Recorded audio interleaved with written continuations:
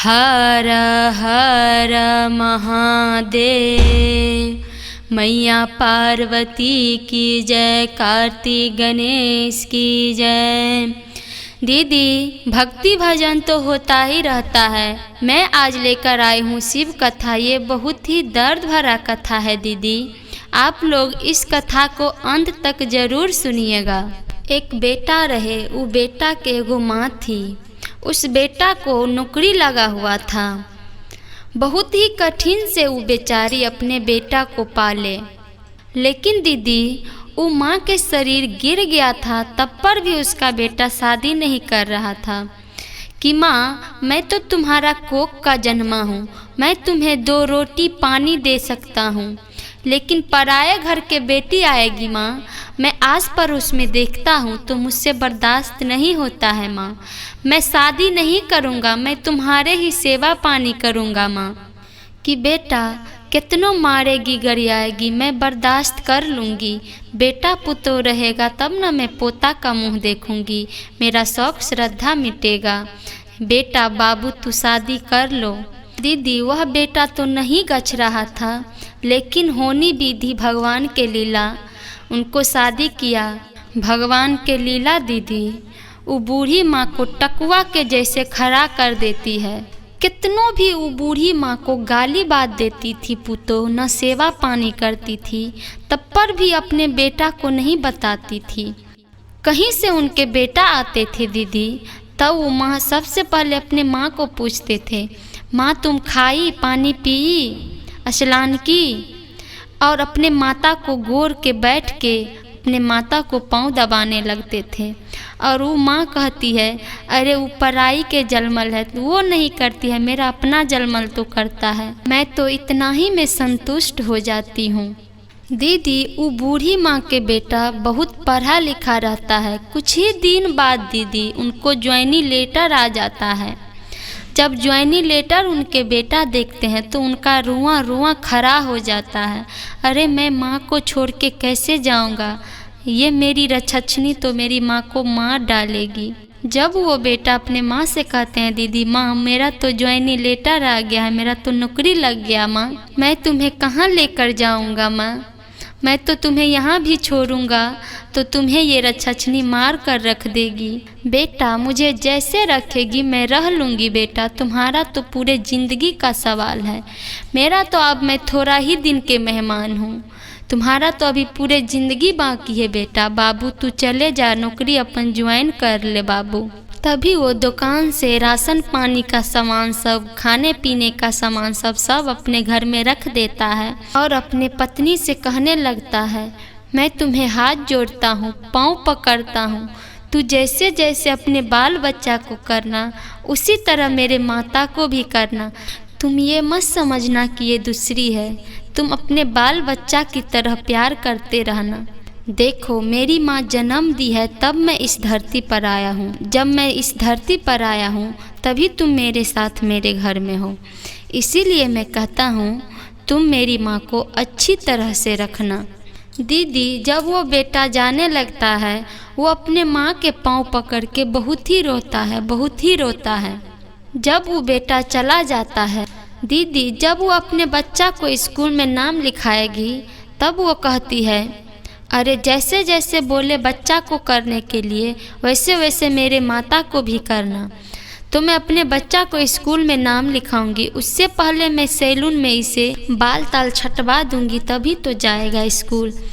जब वो सैलून जाती है तो अपने सास को भी ले जाकर मारते हुए घिसियाते हुए वो ले जाती है, बेटा मेरा जवानी तो इसी तरह बीत गया, अब मैं बूढ़ हुई तो ये क्या दशा करने आई है। सैलून वाला कहता है, अरे महाराज तुम्हें तिनको भी शर्म नहीं है, इस बेचारी के तुम क्या दशा करने आई हो, अरे तुम अपना काम से मतलब रखो, तुम्हें तो पैसा ही चाहिए ना। तो वो बेचारा डरते डरते वो बूढ़ी माता को बाल सब छांट देता है।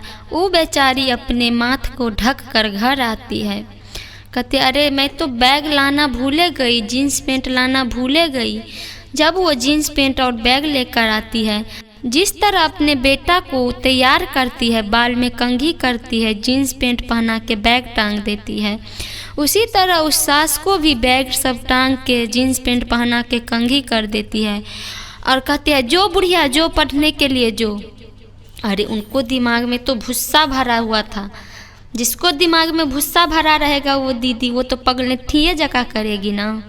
वो बेचारी घर में कुंडी लगा के एक कोना में चली जाती है और बहुत रोती है दीदी। कहती है मैं मर जाऊंगी पर मैं दुनिया को मुंह इस तरह में नहीं दिखाऊंगी।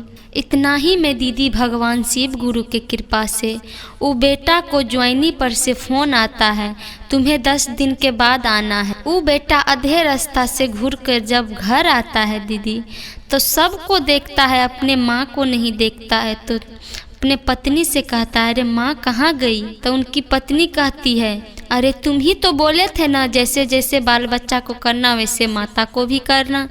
तो मैंने इनको बाल ताल छटवा के बोले स्कूल जाने के लिए, तो कुंडी लगाकर रोती है मरी हरी की मैं क्या जानूँ। तब वो बेचारा के बारी को ठोकता है और कहता माँ मैं आ गया, खोल के बारी खोल के बारी, माँ मैं आ गया तू खोल के बारी खोल के बारी। जब वो बेचारी गेट को नहीं खोल पाती है तब उनके बेटा गेट को तोड़ कर जाता है, तो देखता है माँ को एक कोन में बेहोश पड़ी हुई। वो बेटा अपने छाती में मुक्का मारता है, कहता है माँ मैं बोले थे ना ये सब तुम्हें जीने नहीं देगी, मार देगी। एगो टंगना पर से कपड़ा को साड़ी को खींचता है, अपने माँ को लिपटाता है और कहता है माँ मैं तुम्हें यहाँ नहीं रहने दूंगा, माँ तुम्हारे साथ में ज़िंदगी काट लूँगा मगर इस कुपत्तर नारी के साथ में ज़िंदगी नहीं काटूँगा। माँ चलो माँ यहाँ से जल्दी चलो। जाते जाते एक गरमजरुआ ज़मीन में जंगल में एक झोपड़ी बना देता है और उसमें सब कुछ खाने पीने का सामान रख देता है दीदी। उसमें सब कुछ जितना होता है खाने पीने का सामान, अर्तन बर्तन सब कुछ रख देता है। देखी महादेव के लीला दीदी, वो बेटा माँ को जरना देना भुला गया। सारा सामान दे दिया, खाना पीना वाला सब सामान दे दिया, मगर वो जरना देना भूल गया। इतना ही में भगवान भोलेनाथ परीक्षा लेने के लिए आ जाते हैं दीदी। इतना ही बुढ़िया सती है लेकिन मैं आज इनको परीक्षा लूँगा, ये मेरे आत्मा को संतुष्ट कर देगी तब मैं इनको तो जय जयकारे कर दूँगा, नहीं तो ये जंगल में भटकते भटकते मर जाएगी। देखिए भगवान का लीला दीदी। वहाँ पर महादेव हर हर महादेव करते हुए बोले कि है कोई इस कुटिया में। तब बूढ़ी माँ बोली हाँ बाबा मैं, कुछ तो भोजन कराइए, मैं बहुत दिनों से भूखा हूँ। तो हाँ बाबा हम भोजन कराएंगे ना, आप बैठिए ना। जो खटिया दिया हुआ था वो बूढ़ी माँ को बेटा उसी खटिया पर बैठा देते हैं। घर में खाना बनाने के लिए सब कुछ था दीदी, लेकिन उसके पास जारन नहीं था तो कौन चीज़ से खाना बनाती। जो चकला बेलना उसके बेटा जो रोटी बेलने के लिए दिया हुआ था उसको वो बूढ़ी माता तोड़ के तेल पर लहलहा के चैली के आंच पर खूब प्रेम से भोजन खिलाने जाती है बाबा को और कहती दिल से खा लीजिए बाबा, मेरे कुटिया में बस यही है। महादेव भोलेनाथ स्वर्ग में वास होकर खाते हैं दीदी और कहते हैं ऐसन प्रेम रतन भोजन कभी खैबे नहीं किए थे। जो दिल से खिलाता है दीदी संतुष्टि से, वो अमृत से बढ़कर भोजन होता है। आप छप्पनों भोजन खिला दीजिएगा और मन में छल कपट रखिएगा और बोलिएगा कहाँ से भूखा दरिद्र आ गया है, वो राक्षस से बढ़कर भोजन होता है दीदी, वो दरिद्र हो जाता है। कहते हैं महादेव इतना सुंदर भोजन कराया माँ, आप मुझसे जो मांगिएगा वो मैं देने के लिए तैयार हूँ। बाबा मेरे पास तो सब कुछ है, लेकिन आप देना ही चाहते हैं तो एगो पोता दीजिए, वो पोता मेरा सेवा करेगा। आप पुतोह नहीं मांगेंगे बाबा, पुतोह मांगे तो उससे तो मुझे सुख प्राप्त नहीं हुआ, एक पोता दीजिए बाबा। दीदी तभी महादेव उनके बेटा के सेम टू सेम शकल सूरज जैसा 5 बरस का उनको पोता दे दिए और महादेव वहाँ से चले गए।